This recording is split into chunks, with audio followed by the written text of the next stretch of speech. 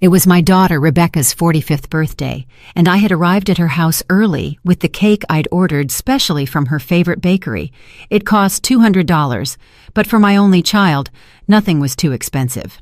I knocked on the door with a smile, expecting to see her face light up like it did when she was a little girl, but when she opened it, her expression was one of total annoyance. "Oh, it's you," she muttered without even looking me in the eye. "Happy birthday, my love," I said, holding out the cake with the candles already in place. "I brought your favorite, chocolate with strawberries, just like when you were a kid." Rebecca sighed deeply, as if my presence were an unbearable burden. "Mom, we need to talk," she said dryly, letting me inside without even a thank you for the cake. We sat down in the living room of her beautiful home, a house that I had completely financed when she and David got married. It had been $50,000 that I'd pulled from my life savings, money I'd saved penny by penny, working double shifts as a nurse for 40 years. "You know, Mom," Rebecca began, in that cold voice she had developed over the past few years, "I've been thinking a lot about my birthday, about presents, and about what would truly make me happy." I nodded enthusiastically. "Of course, my love. Tell me what you want and I'll get it for you. A trip, some jewelry, maybe that new car you mentioned?" Rebecca looked me straight in the eye, and what I saw there chilled me to the bone. It was pure contempt. "The one thing I'd love most as a birthday present," she said slowly, savoring each word, "is for you to just die." The world stopped. I literally felt as if someone had ripped my heart from my chest. Her words echoed in my ears like an endless loop. My daughter, my own daughter, had wished for my death as a birthday gift. "What? What did you just say?" I managed to whisper, feeling tears welling up in my eyes. "You heard me," she continued, with a coldness that cut through me like knives. "I'm tired of you, Mom. Tired of your constant calls, your unexpected visits, of you always being here bothering me. My life would be so much easier and happier if you would just disappear." My hands were shaking uncontrollably. 72 years of living, 45 years of being her mother, and I never ever thought I would hear those words come out of her mouth. "Rebecca," I managed to say between sobs, "I'm your mother. I've given you everything. I've sacrificed everything for you." "Exactly," she interrupted, standing up from the sofa. "And that's why you're suffocating me. I can't breathe with your constant presence. I need freedom. I need you to let me live my life without your drama and your emotional needs." The $200 cake was still in my hands, the candles beginning to melt. Everything I had dreamed for that day, hugs, laughter, maybe a family dinner, vanished like smoke. "But honey," I tried one more time, "I just want to be close to you, to be a part of your life. You're all I have." "And that's exactly the problem," she replied, crossing her arms. "The fact that I'm all you have. Go get a life of your own and leave me alone." I got up from the sofa, my legs trembling, carrying that cake that now felt like a mockery. "I can't believe you're saying this to me," I murmured, "after everything I've done for you." "Everything you've done?" she laughed sarcastically. "Mom, everything you've done has been for your own benefit, to feel needed, to have control over my life, but I'm not a little girl anymore." I walked toward the door, feeling as if each step was costing me years of my life. As I reached the threshold, I turned one last time, hoping to see some regret in her eyes, some sign of the sweet little girl she once was. But I only saw impatience for me to leave so she could finally celebrate her birthday without the nuisance I represented. "Happy birthday, Rebecca," I murmured, and I walked out of that house, closing the door behind me. I didn't know at that moment that it would be the last time I would ever enter that house as the mother who had sacrificed everything, because what my daughter didn't know was that she had just awakened something in me that had been dormant for decades. I arrived at my small apartment with trembling legs and a broken heart. The $200 cake ended up in the trash, the melted candles a reflection of the tears that wouldn't stop falling. I sat on my old sofa. the same sofa where I had nursed Rebecca as a baby, where I had read her stories for years, where I had cried tears of happiness every time she called me Mom. How had I ended up here? How could my own daughter, the child I had carried in my womb for 9 months, wish for my death with such coldness? I began to remember everything, absolutely everything I had done for her over the past 45 years. When she was 3 and got pneumonia, I worked triple shifts at the hospital to pay for her medicine. It was $1,200 in antibiotics that my insurance didn't cover, money I got from selling my late mother's jewelry. When she turned 16 and wanted to go to the prom, I worked entire weekends for 4 months to buy her that pink dress that cost $800. I remember how her eyes sparkled when she tried it on. "Thank you, Mom. You're the best in the world," she had said, hugging me tight. In college, when she changed her major for the 3rd time, I paid for every semester without a single complaint. $42,000 in total, money I got by taking out a second mortgage on my house. "Don't worry, honey," I would tell her every time she called me crying. "Your education is the most important thing." When she married David, I organized and paid for the entire wedding, $35,000, so she could have the wedding of her dreams. The most elegant ballroom in the city, the most beautiful flowers, the menu she chose without worrying about the price. "I want my princess to have everything," I told her as I signed check after check. And then came the house, that very house where she had just humiliated me. When Rebecca and David decided they wanted to buy their first property, I didn't hesitate for a second. "Don't worry about the down payment," I told them. "I'll take care of it." It was $150,000 from my life savings, the money I had been saving for my retirement. But it didn't end there. When the twins arrived 5 years ago, I became the free babysitter. Every night Rebecca wanted to go out with David. Every time they had plans and needed someone to watch the kids, there I was, not charging a single cent, happy to help my daughter have the life she had always dreamed of. When David lost his job last year, who paid the mortgage for 8 months? Me. $16,000 that I took from my pension, money that meant eating rice and beans for weeks just to stretch my income. And when the twins needed braces, another $4,000 that I covered without a second thought. "Don't worry," I told them, seeing their distressed faces. "That's what grandparents are for." I got up from the sofa and went to my desk, where I kept all the receipts, all the proof of every single penny I had spent on my daughter and her family. They were boxes and boxes of documents that I had kept, not because of mistrust, but because it made me proud to remember everything I had been able to do for them. I started doing the math, raising Rebecca from birth until she was on her own, approximately $200,000. College, $42,000. The wedding, $35,000. The down payment on the house, $150,000. The mortgage payments when David was unemployed, $16,000. The twins' braces, $4,000. The birthday and Christmas gifts over all those years, at least $10,000 more.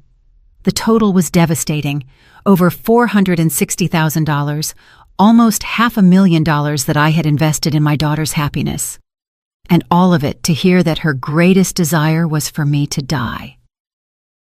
Tears fell onto the papers as I added and subtracted. If I had put that money in a savings account with compound interest, today I would have more than $600,000. I could be living in a nice house, traveling the world, enjoying a comfortable retirement instead of counting pennies in this tiny apartment. But no, I had chosen to invest in love. I had chosen to believe that the money spent on my daughter was money well spent, that every sacrifice was worth it, because in the end, I would have a daughter who loved me and would take care of me in my old age. How foolish I had been. I picked up the phone and dialed Rebecca's number. I needed to hear her voice one more time. I needed to confirm that she had really said those terrible words. "What do you want now, Mom?" she answered with annoyance after the 5th ring. "Rebecca, I need to know if you really meant what you said to me today," I asked in a trembling voice. "Of course I meant it," she replied without a hint of remorse. "Mom, it's time for you to understand that I need space. Your obsession with me isn't healthy." "Obsession?" I repeated, incredulous. "You call a mother's love obsession?" Yes, exactly that. And I hope that after today you finally get the message. I need you to respect my boundaries and let me live my life. I hung up the phone without saying goodbye. There was no misunderstanding. My daughter truly believed that my love was a burden, that my presence in her life was a problem she needed to solve. That night, I couldn't sleep. I lay awake staring at the ceiling, remembering every beautiful moment we had shared. Every hug, every "I love you, Mom" that had come from her lips. Had it all been a lie? Or had I simply raised a daughter who had become so selfish that she couldn't see beyond her own needs? At 3 a.m, something changed inside of me. The sadness began to transform into something different, into anger, into indignation, into the clear understanding that I had been used, manipulated, and discarded like a used tissue. My daughter wanted me to die. Well, maybe it was time to give her exactly what she asked for. The next day, I woke up with a mental clarity I hadn't experienced in years. The sadness had given way to something more powerful: determination. If my daughter wanted me to disappear from her life, I would, but not in the way she expected. I put on my best clothes and went out with a defined purpose. First stop, the bank where I had a joint account with Rebecca for her house's emergency expenses. That account I had opened just in case, and in which I had deposited $20,000 for any unforeseen events that might arise. "Good morning, Mrs. Johnson," greeted the manager, Mr. Martinez, who had known me for years. "How can I help you today?" "I want to close joint account number 45872-891, I said with a smile that he interpreted as kindness, but which was in reality pure vengeance. "Are you sure? That account has a considerable balance of $20,000, he warned, checking his computer screen. "Completely sure. I want to transfer all of that money to my personal account," I replied, signing the papers with a steady hand. Seeing those $20,000 returned to my personal account gave me a satisfaction I hadn't felt in years. It was only the beginning. Next stop, the mortgage loan office. During the past year, when David was unemployed, I had co-signed their mortgage. That meant that if they couldn't pay, the responsibility fell on me. But it also meant that I had rights to that property. "Mrs. Johnson," the loan officer, Ms. Williams, greeted me. "What brings you here?" "I want to review the mortgage contract where I appear as a co-signer," I explained. "I need to understand exactly what my rights and obligations are." While she looked for the documents, I remembered the day I signed those papers. Rebecca had cried with emotion. "Thank you, Mom. I don't know what we'd do without you. You're our savior," she had said, hugging me tight. David had also thanked me, promising me they would never have late payments. "Here are the documents," Ms. Williams said, placing a thick folder in front of me. "As a co-signer, you are responsible for the payments if the primary holders cannot make them. But you also have the right to reclaim the property if you believe the debtors won't be able to fulfill their obligations." "Exactly," I completed, examining the papers carefully. "Is there a problem with the payments?" she asked with professional concern. "I'm evaluating the situation," I replied, putting a copy of all the documents in my bag. "What would I have to do if I decided to exercise my rights as co-signer?" "You would have to demonstrate that there's a risk of default or that there have already been significant delays. In your case, I see that you covered 8 months of payments last year, which is already sufficient evidence that the primary holders lack financial stability." Perfect. David had lost his job again last week. Information that Rebecca had given me without thinking about the implications. She thought she was asking for help indirectly, but what she was really giving me were the weapons for my revenge. I left that office with a smile. My dear daughter had no idea of the storm that was brewing. Third stop, my personal lawyer, Mr. Ansel Adams, a 70-year-old man who had been a friend of my late husband's. He knew my entire family situation and had witnessed my sacrifices for Rebecca for decades. "Julietta," he greeted me warmly, "what brings you to my office? It's not common to see you here." "Ansel, "I need your help with something very important," I told him, sitting in front of his desk. "I want to completely change my will." His eyebrows shot up in surprise. "Has something happened with Rebecca?" I told him everything. Every hurtful word, every moment of contempt, the coldness with which she had wished for my death on her own birthday. Ansel listened to me in silence, his expression becoming more serious with each detail. "Julieta," he said finally, "I'm so sorry for what you're going through. I never thought Rebecca was capable of something like that after everything you've done for her." "Me neither," I sighed, "but I've made my decision. I want to change my will and leave everything to a charitable organization. I also want to set up a trust fund for my grandchildren, but Rebecca can't have access to that money until they turn 25. "That can be done," Ansel nodded, taking notes. "Do you also want to change the beneficiaries of your life insurance?" "Of course. Anything with Rebecca's name on it, I want to change it. My daughter wants me to die, but when I do, she's not going to receive a single penny from me." We spent 2 hours reviewing all my legal documents, my $100,000 life insurance policy, my savings, my apartment, my investments. Everything that had once been designated for Rebecca would now go to the Orphans Foundation, where I had worked as a volunteer for years. "There's something else," I said when we were finishing. "I want you to prepare all the documents to reclaim the house where Rebecca lives. As the co-signer of the mortgage, I have rights, and her husband just lost his job again." Ansel's eyes lit up with understanding. "Now I see where you're going with all of this. Are you sure you want to go that far?" "Completely sure," I replied with a determination that surprised even myself. "My daughter told me her life would be easier if I disappeared. Well, I'm going to disappear, but first I'm going to make sure she understands exactly what it means to live without me and without everything I've done for her." When I left Ansel's office, it was already dark. I walked through the streets of my neighborhood feeling renewed, as if I had woken up from a very long dream. For 45 years, I had lived for Rebecca. I had sacrificed my own dreams and desires to give her everything she wanted, but no more. I got back to my apartment and poured myself a glass of wine, something I hadn't done in years. Toasting myself was something completely new, but it felt incredibly liberating. I took out my phone and dialed a number I had saved months ago but had never dared to use. It was for a travel agency specializing in retirees that offered packages for living abroad. "Good evening, this is Julieta Johnson," I said when they answered.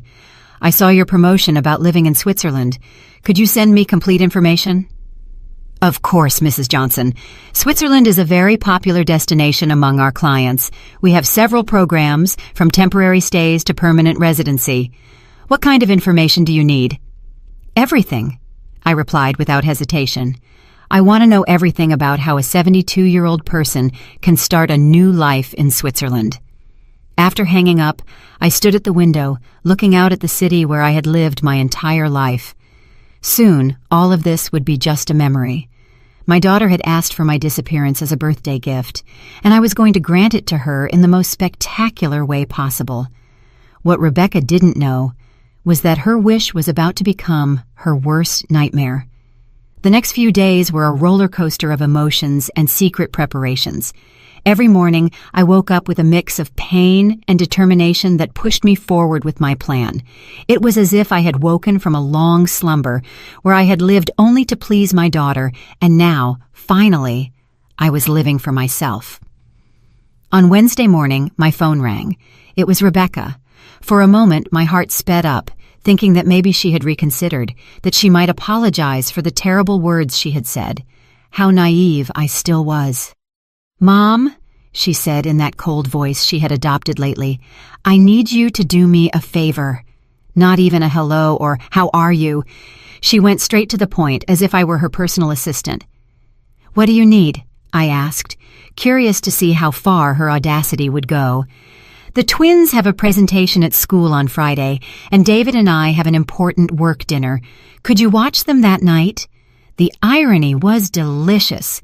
The same woman who had wished for my death as a birthday gift was now asking me to watch her children as if nothing had happened, as if I were a resource available 24/7. "I can't," I replied simply. What do you mean you can't? She asked with genuine surprise.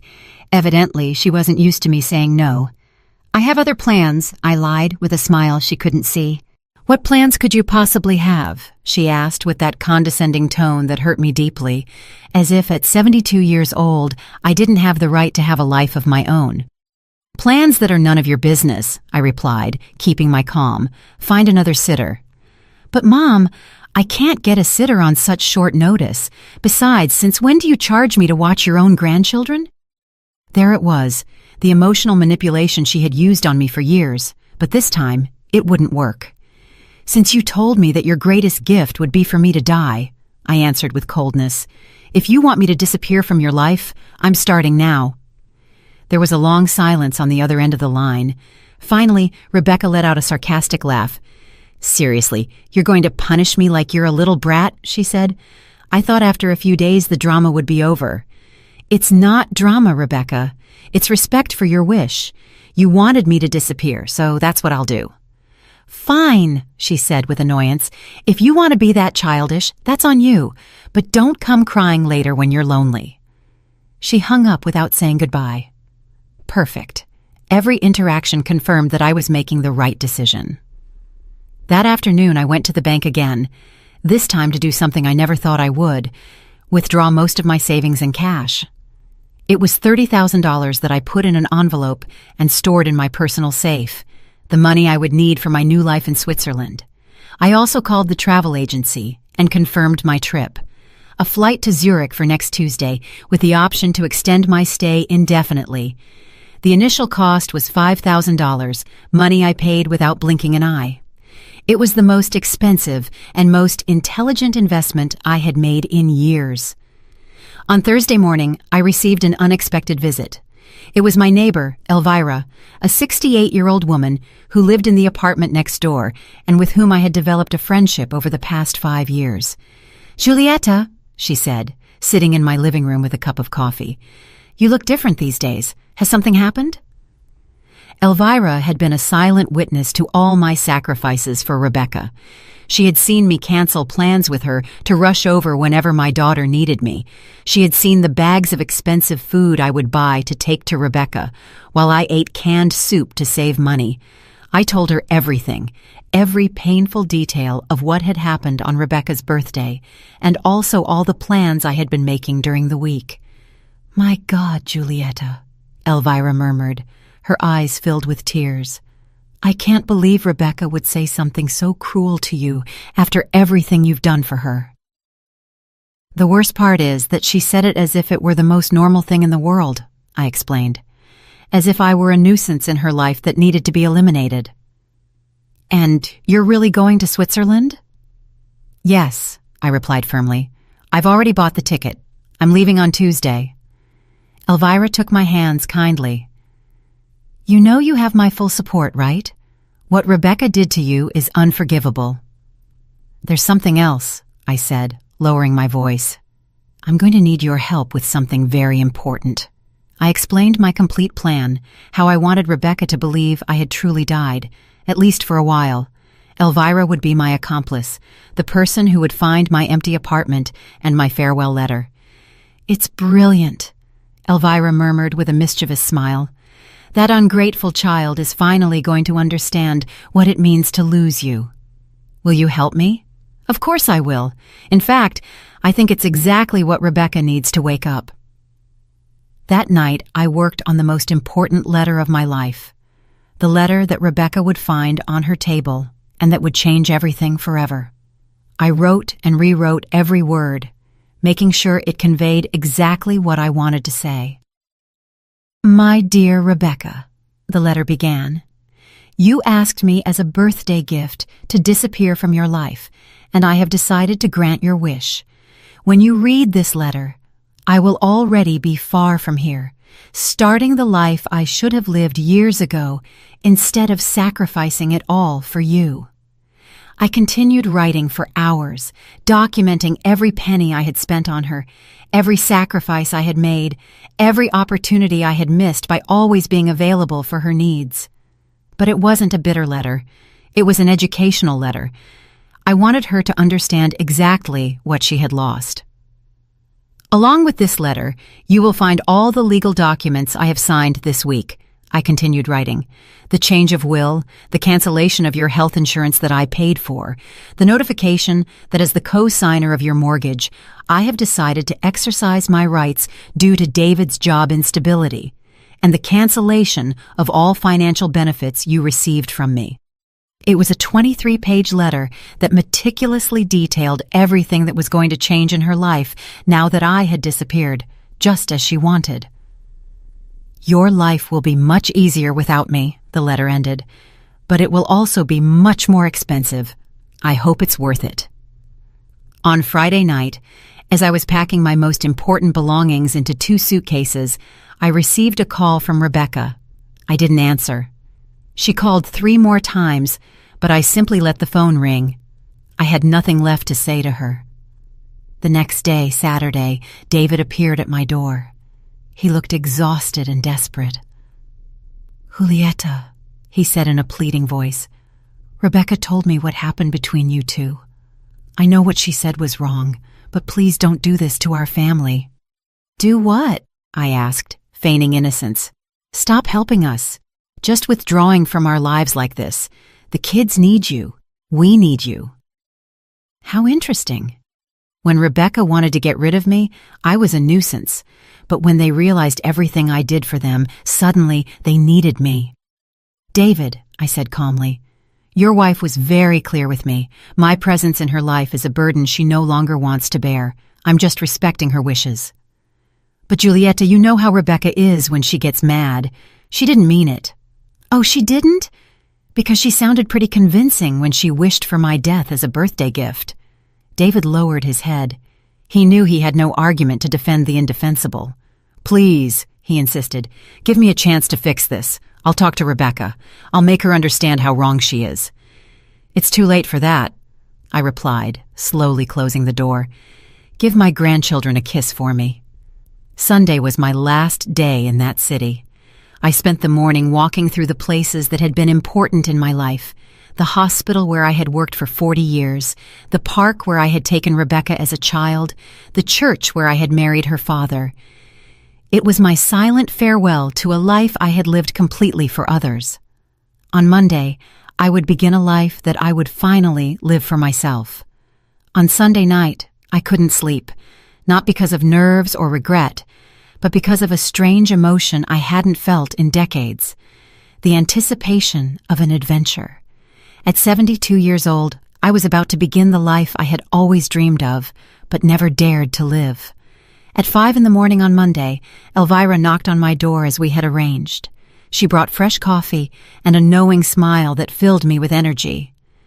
"Ready for your great escape?" she asked, winking.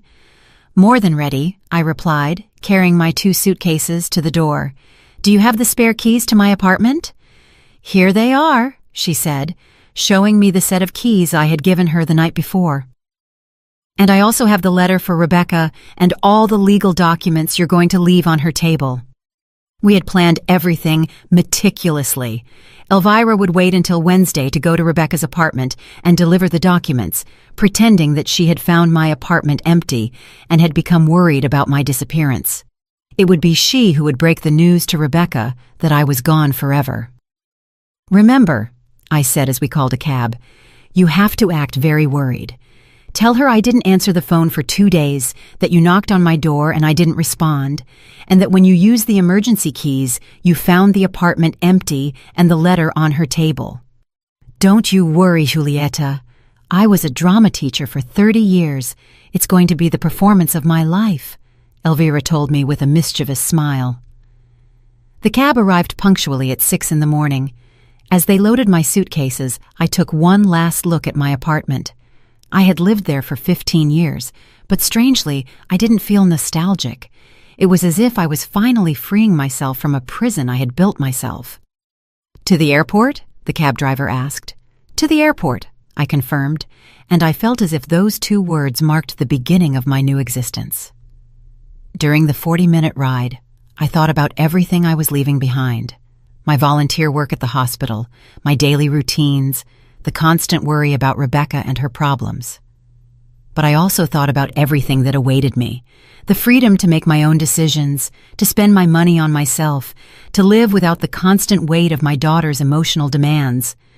At the airport, while I waited for my flight, I received 3 calls from Rebecca that I didn't answer. Then a text message came in. "Mom, you're being ridiculous. The kids are asking about you. Call me." I deleted the message without replying. It was fascinating how, now that I wasn't available 24/7, she suddenly needed me. The flight to Zurich was long but peaceful. For the first time in years, no one knew where I was. No one could call me to ask for favors, money, or time. It was an intoxicating feeling of freedom I hadn't experienced since before I became a mother. During the 12-hour journey, I wrote in my journal everything that had happened in the last week. Every detail, every emotion, every decision that had led me to that moment. I wanted to remember exactly what it felt like to free myself from a toxic relationship, even when that relationship was with my own daughter. I arrived in Zurich on Tuesday night, local time. A representative from the travel agency was waiting for me at the airport with a sign that had my name on it. He was a young, kind man named Klaus who spoke perfect English. "Mrs. Johnson," he greeted me with a genuine smile. "Welcome to Switzerland. I hope you're ready for a new adventure." "More than ready," I replied, and for the first time in weeks, my smile was completely authentic. Klaus took me to a beautiful furnished apartment in the center of Zurich that he had rented for 1 month while I decided if I wanted to stay permanently. It was small but cozy, with windows that overlooked a lovely park and a partial view of the lake. "Here is all the information about the city," Klaus said, handing me a thick folder.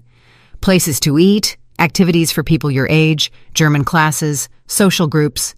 I've also scheduled a meeting for you with a financial advisor for tomorrow afternoon to help you with the paperwork if you decide to stay permanently." That night, I slept better than I had in years. There was no phone that could ring, no one who needed anything from me, no responsibilities beyond taking care of myself.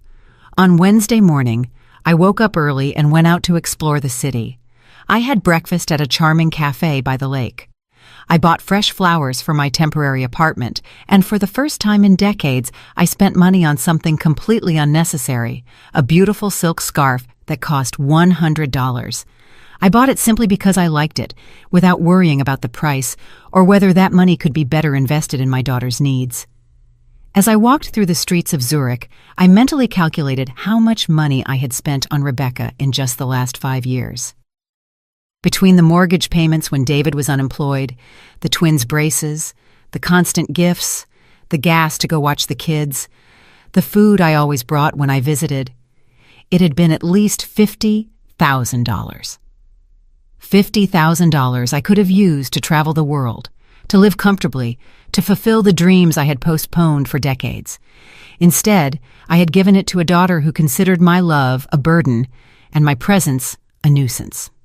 At 2 p.m, Zurich time, I calculated that it would be 8 in the morning in my hometown.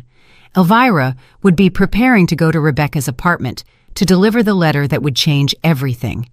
I sat on a bench by the lake and waited. I knew that in a few hours my phone would start ringing desperately. Rebecca would finally understand what it meant to truly lose me. At 5 p.m, my phone started to vibrate. It was Rebecca. I let it ring until it stopped. Immediately, it rang again. Again, Rebecca. This time, I answered. "Mom!" she screamed, her voice cracking. "Where are you?" "Elvira came to the house with a letter from you. She said you've disappeared. What's going on?" "Hello, Rebecca," I replied calmly, enjoying the Swiss lake as I spoke. "Did you read the letter yet?" "Yes, I read it. Are you crazy? How could you do this to us? Where are you?" "I'm exactly where I need to be," I replied. "Far away from you, just as you wanted." "But I didn't want this. I didn't want you to actually leave. I was just angry. I didn't mean it." There it was. Rebecca's typical tactic, minimizing the harm she had caused, making me feel guilty for reacting to her cruelty. "You didn't mean it when you told me that your greatest birthday wish was for me to die?" I asked her, "because you sounded pretty convincing." "It was just, I was just frustrated. David lost his job again. The kids are giving me problems at school. I'm so stressed. I shouldn't have taken it out on you. You're right. You shouldn't have. But it's done, and words can't be taken back. But Mom, please, come back. We need you. I need you. How interesting. Now she needed me. Now that she had read the letter about all the financial benefits she had lost. Now that she knew she could lose her house. Now that she understood she would have to pay for her own health insurance and find a sitter for the twins. Do you need me, or do you need my money? I asked her directly. There was a long silence on the other end of the line. I need you, she finally murmured, but her voice didn't sound convincing. Rebecca, for 45 years, I lived for you. I sacrificed my dreams, my money, my time, my opportunities. And when I finally needed to feel that you loved me and valued me, you told me you'd rather I was dead. Those words broke my heart in a way I will never be able to fix. I'm sorry, Mom. I'm so sorry. Sorry is not enough, Rebecca. The damage is done. And you know what? Maybe it was the best thing you could have said to me, because it finally opened my eyes and made me understand that I've been living my life all wrong. What do you mean? I mean that for the first time in decades, I am living for me, and it feels wonderful. Where are you, Mom? Please tell me, Rebecca begged, her voice choked with tears. The kids are asking about their grandma. They don't understand why you haven't come to see them. It was fascinating how now that I wasn't available, the grandchildren suddenly missed me. For all those years, when I canceled my plans to watch them, when I bought them expensive gifts, when I took them to the park while Rebecca went shopping, it was just what was expected of me. But now that I was gone, my absence was felt. The kids will be fine, I replied, looking at the Swiss mountains in the distance. They're resilient. What they will learn is that actions have consequences and that hurtful words can destroy relationships forever. But Mom, please, you can't just disappear like this. What if something happens to you? What if you get sick? How will we know? Now she was worried about my well-being. How convenient. Rebecca, in the last 5 years, I've had 3 episodes of high blood pressure that sent me to the hospital. Do you know how many times you visited me? None. You always had something more important to do, so don't come to me now with concerns about my health. That's not true, she weakly protested. It is true. The first time I was hospitalized, I called you from the emergency room. You told me you couldn't come because you had a hair appointment. The second time was David's birthday, and you were celebrating. The third time, you simply didn't answer the phone. The silence on the other end of the line confirmed that she remembered every single occasion perfectly. I thought it wasn't serious, she murmured. Of course, because my health was never a priority for you. But my checks were. It's not about the money, Rebecca screamed. It's about you. I miss you, Mom. Do you miss me, or do you miss having someone available 24/7 to solve your problems? I hung up the phone without waiting for a response. It immediately rang again, but this time I turned it off completely. I needed peace to enjoy my first night of freedom. That night, I went out to dinner alone at an elegant restaurant by the lake. I ordered the most expensive dish on the menu, salmon with caviar that cost $80, and I drank an entire bottle of French wine. It had been years since I had given myself that kind of luxury, always thinking that the money could be useful for Rebecca.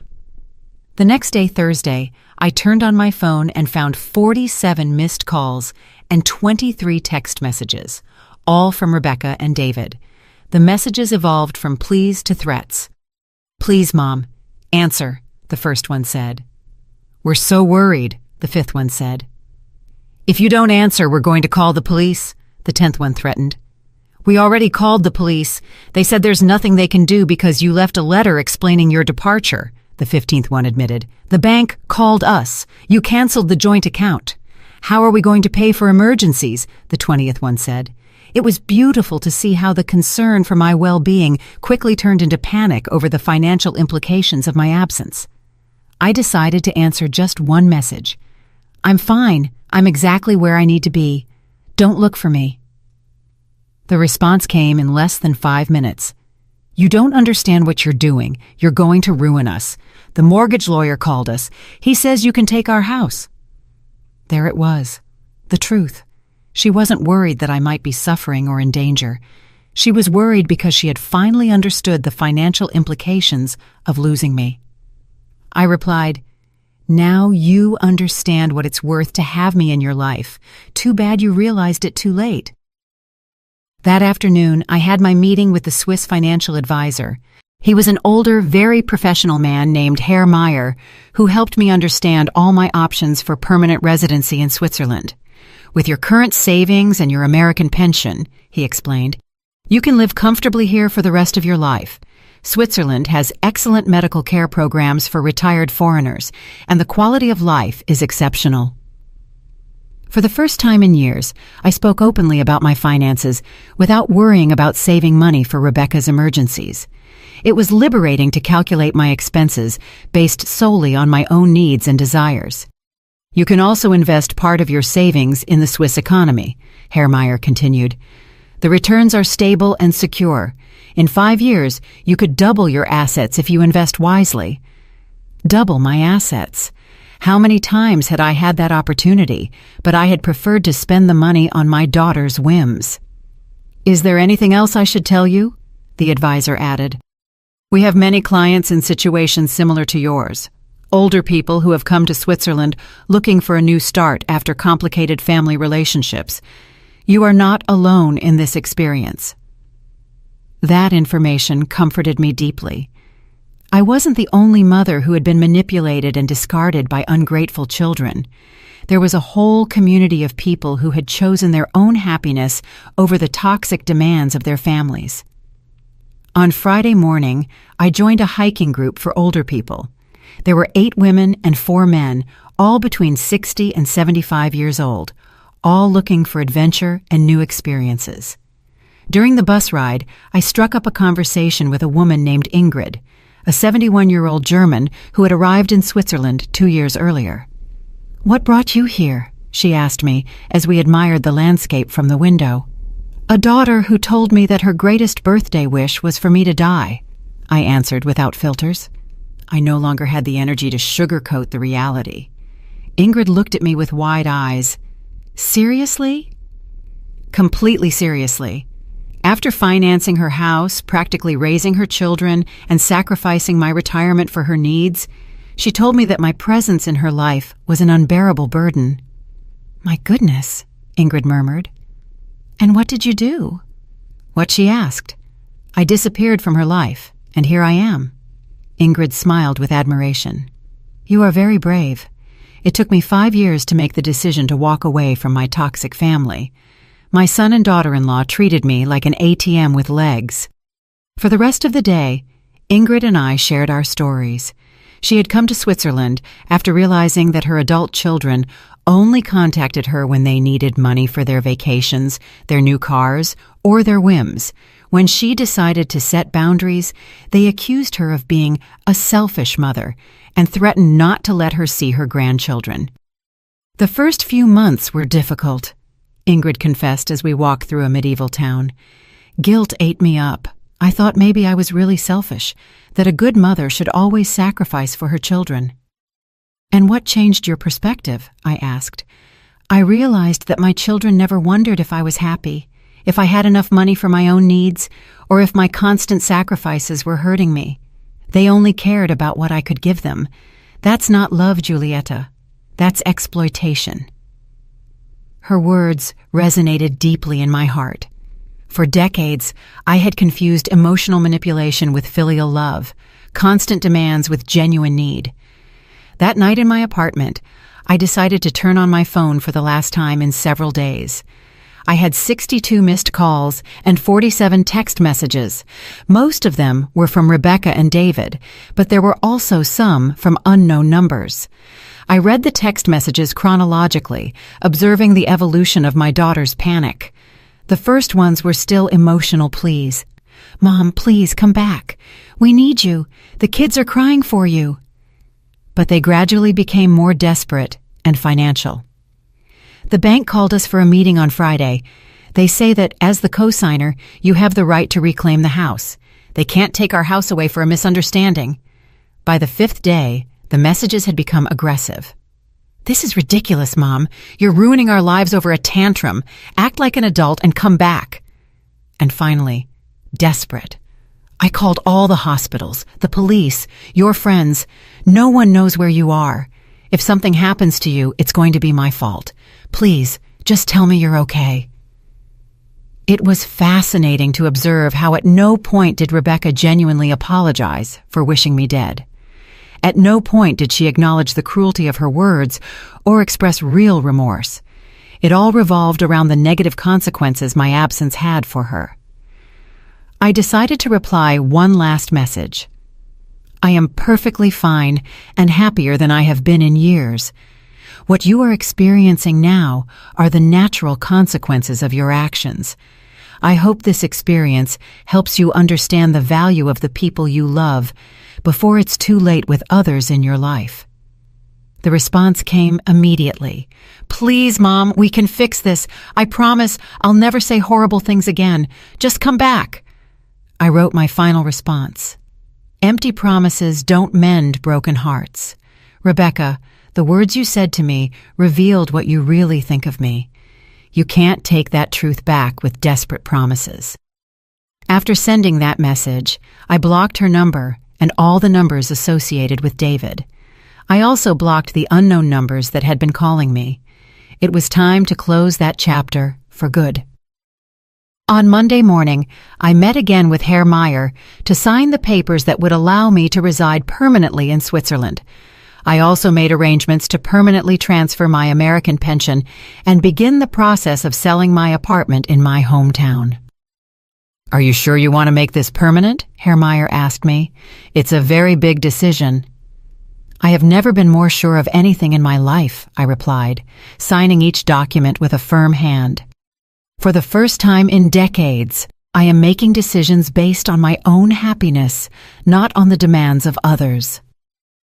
That afternoon, I received a call from Elvira, my dear neighbor and accomplice. Her voice sounded excited. Julieta, you have to hear this, she said. Rebecca came to my apartment yesterday, crying hysterically. She begged me to tell you to come back, that it had been a terrible misunderstanding. And what did you tell her? I asked. I told her the truth, that what she had said to you was unforgivable, and that if I were you, I would have disappeared forever too. You should have seen her face when she realized that even her neighbors knew how cruel she had been to you. Did she mention anything about the financial problems?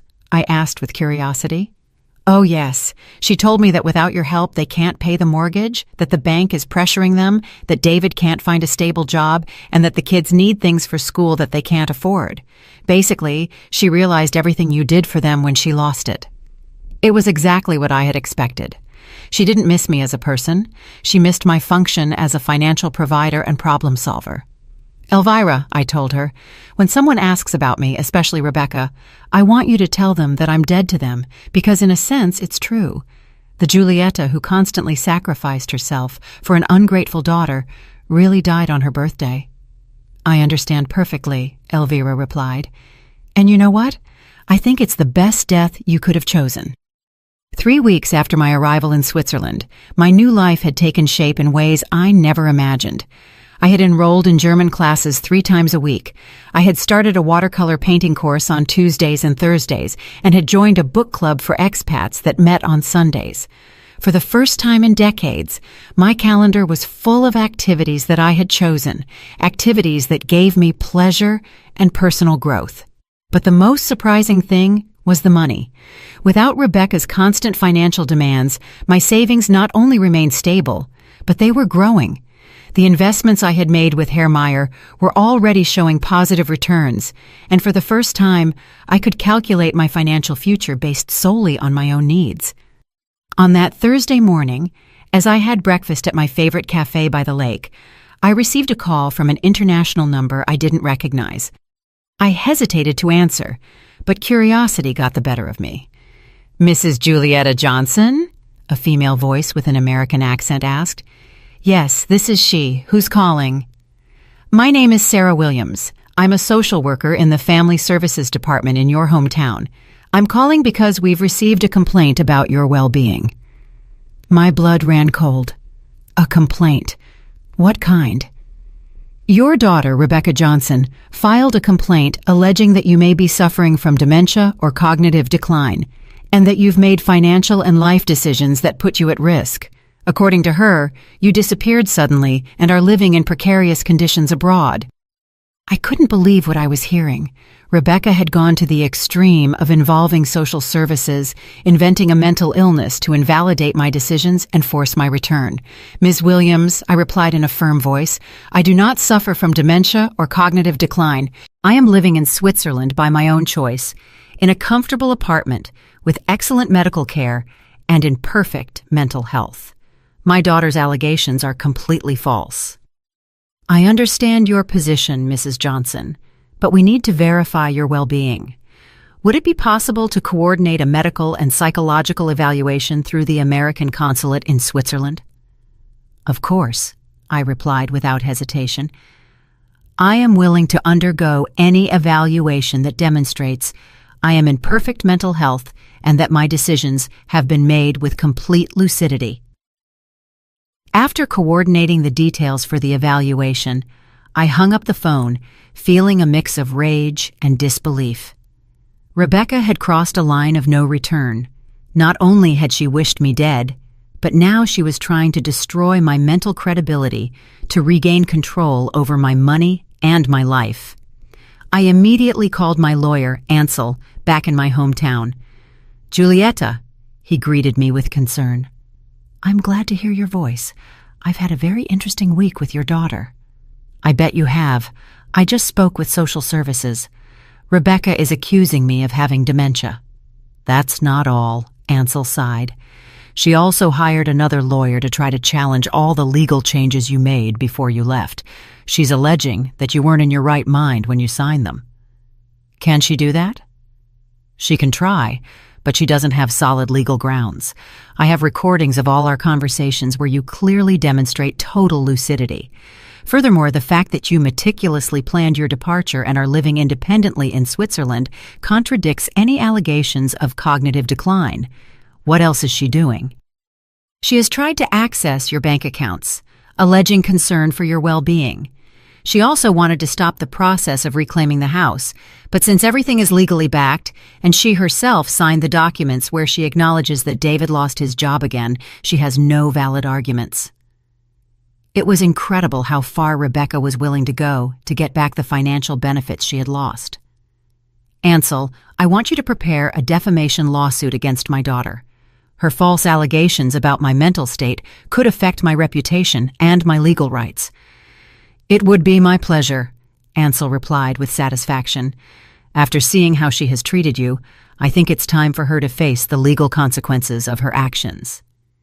2 days later, I showed up at the American consulate in Zurich for the medical and psychological evaluations. The American doctor who examined me was an older, experienced man who immediately understood the situation. "Mrs. Johnson," he told me after an exhaustive 3-hour evaluation, "not only are you in perfect mental health, but the decisions you have made demonstrate admirable lucidity and courage. Your daughter is clearly trying to manipulate the legal system to recover financial benefits. That will be officially documented." "Absolutely. I'll send a detailed report to social services explaining that her allegations are unfounded and that you are living an independent and healthy life in Switzerland." That same afternoon, I received a call from the social worker. "Mrs. Johnson, we have received the medical report from the consulate. It is clear that your daughter's allegations are baseless. We are going to close the case and notify Rebecca that her complaints were unfounded." "Thank you," I replied. "Will this be in some kind of record?"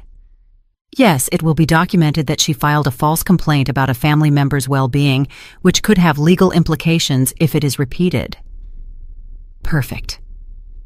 Rebecca had not only failed in her attempt to invalidate my decisions, but now she had an official record of filing false complaints. That night, I decided to do something I had been putting off. Write an open letter detailing my entire experience, not for Rebecca, but for other mothers who might be living in similar situations of manipulation and emotional abuse from adult children. I wrote for 4 hours, documenting every sacrifice I had made, every manipulation I had suffered, and every step I had taken to reclaim my dignity and my life.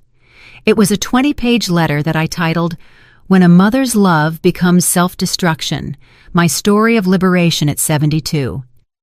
I decided to send the letter to an online blog I had discovered that specialized in stories of older women who had found the courage to radically change their lives. A week later, I received an enthusiastic response from the editor. "Julieta," she wrote, "your story is powerful and inspiring. We have received hundreds of comments from women who completely identify with your experience. Would you be willing to participate in a video interview for our YouTube channel?" I accepted immediately. It was time to use my experience to help other women who were trapped in toxic family dynamics. The interview was published 2 weeks later and quickly went viral. Thousands of women shared similar stories of adult children who emotionally manipulated them and financially exploited them. The comments were a catalog of pain and recognition. "My 40-year-old son lives in my house, doesn't pay rent, and yells at me when I ask him to look for a job," one woman wrote. "My daughter only calls me when she needs money for her vacations, but she never has time to visit me when I'm sick," another shared. "I thought I was the only mother who felt used by her own children," a third confessed. But the most impactful thing came a week after the interview was published. I received an email from an address I immediately recognized. It was David, my former son-in-law. "Julieta," he wrote, "I saw your interview on YouTube. I need you to know that I completely agree with you. What Rebecca said to you was unforgivable, and the way she has treated you for years is unacceptable. I myself have been a witness to how she manipulates and uses you, but I never had the courage to confront her because we were so dependent on your financial help." He continued, "I want you to know that the kids miss you a lot, and they don't understand why you don't come to see them anymore. Rebecca has told them that you're sick and can't visit, but I believe they deserve to know the truth when they are older." The email ended, "I know it's probably too late for apologies, but I wanted you to know that at least one person in this family acknowledges how badly we treated you and how much you sacrificed for us. I hope you are happy in your new life." I read the email 3 times before deciding how to respond. Finally, I wrote, "David, I appreciate your honesty, but apologies after the fact don't change the damage done. I hope this experience helps you to be a better husband and father, and that you teach your children to value the people who love them before it's too late." It was the first time someone in my family had publicly acknowledged the abuse I had suffered. It didn't change my decision to stay away, but it did give me a sense of validation that I had been needing for years. My new life in Switzerland was flourishing in ways I never imagined. I had real friends who valued me for who I was, not for what I could give. I had hobbies and passions that I had rediscovered. I had peace of mind and financial stability. And most importantly, I had dignity. 6 months after my arrival in Switzerland, my life had taken a shape I had never dreamed possible. It was a perfect spring morning when I received a call that would change everything once again. It was Elvira, my dear neighbor and accomplice. "Julieta," she said with an excited voice, "you have to hear this. Rebecca lost the house." My heart stopped for a moment. Despite everything, a part of me still worried about my grandchildren's well-being. "What exactly happened?" I asked. "The bank foreclosed on the mortgage last week. David couldn't find a stable job. They fell behind on the payments, and since you are the co-signer and are exercising your legal rights, the bank proceeded with the foreclosure. Rebecca came to me yesterday, crying hysterically." "And the kids? They're fine. They moved to a small apartment on the other side of town. David finally got a job in a factory, earning a lot less than before, but at least it's something stable. Rebecca had to go back to work too." It was strange, the mix of feelings I experienced. I didn't feel joy for their suffering, but a deep satisfaction of justice. For the first time in their lives, Rebecca and David were experiencing the real consequences of their decisions without having someone to rescue them. "Is there anything else?" Elvira continued.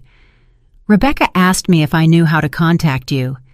She said she wants to genuinely apologize, that she finally understands everything she lost when she lost you." "And what did you tell her?" "I told her that some wounds are too deep to heal, and that some words can never be taken back. I also told her that you are flourishing in your new life, and that it's probably best for both of you that she doesn't try to contact you." Elvira was right. Over these 6 months, I had built an inner peace that I didn't want to risk for empty promises from a daughter who had repeatedly shown that she only valued me when she needed me.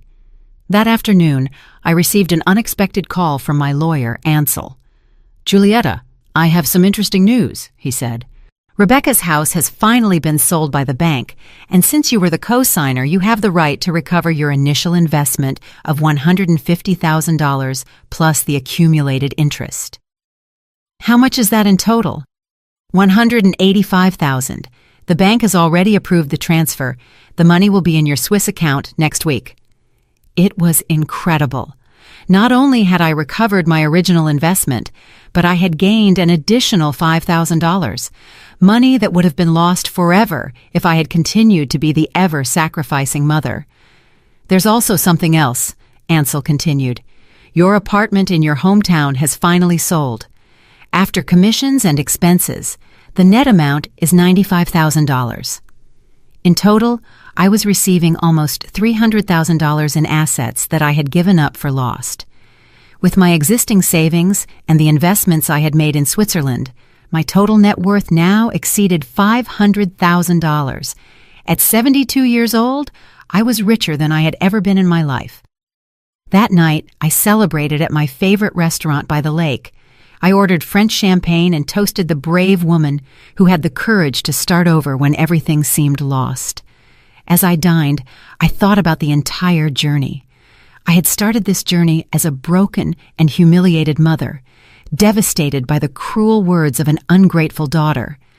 But now I was an independent woman, financially stable, surrounded by genuine friends, and living the life I had always dreamed of.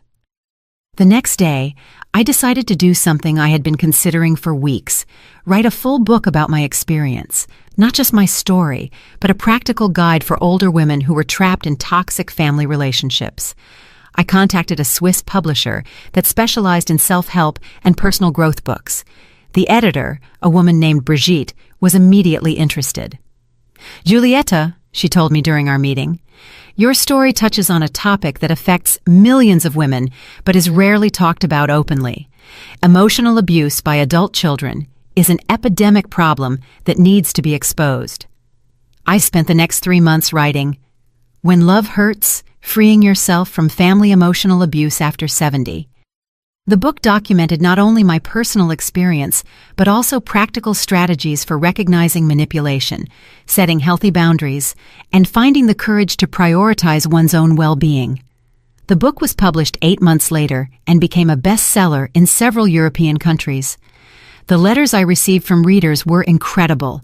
Women from all over the world wrote to me, telling me how my story had given them the courage to make radical changes in their own lives.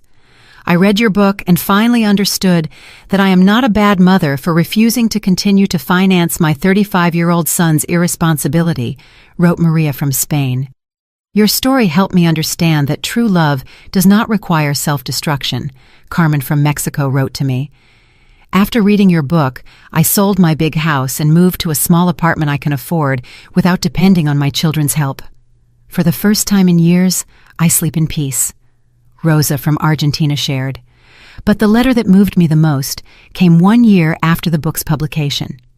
It was from a young mother named Andrea. "Mrs. Johnson," she wrote, "I'm 30 years old and have a 65-year-old mother who has sacrificed her whole life for me and my siblings.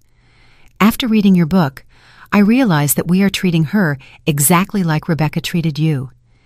Your story opened my eyes and made me understand that I was repeating a toxic pattern that could destroy my relationship with my mother forever." Yesterday, I called my mom and apologized for all the years of taking her for granted. I also told her that I want to help her fulfill her own dreams instead of expecting her to always be available for mine. Thank you for helping me understand this before it was too late." That letter made me cry with joy. My pain had served to prevent other families from going through the same destruction. 2 years after my arrival in Switzerland, I received a physical letter in my mailbox. The handwriting on the envelope was familiar, but I couldn't place it immediately. When I opened it, my heart stopped. It was from my grandchildren, now 12 years old. "Dear Grandma Giulietta," they wrote in childlike handwriting. "Dad told us the truth about why you left. He told us that Mom said some very ugly things to you, and that's why you decided to start a new life away from us. We want you to know that we miss you a lot, and that we understand why you left.